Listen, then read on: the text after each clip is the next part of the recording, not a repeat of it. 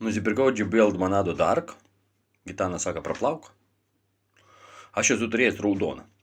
Tamsiai, plytų spalvos. Tai čia molė granulės, aš teisingai suprantu, degintas. Jos nieko savy neturi, tiesiog molis, tiesiog keramzitas kažkoks.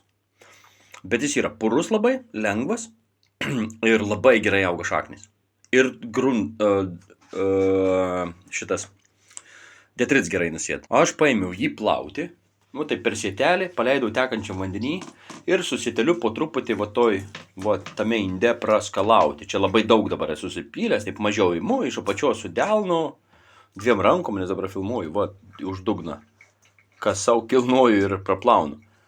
Tai rankas palika juodas, vonė palika juoda, atrodo, kad aš katiliniai būčiau buvęs. Kibiriukščiai, kurį buvau supylęs 5 litrų, jis visas juodas, nusiplauna, neribaluota. Bet toks jausmas, kad čia yra sudegins molis.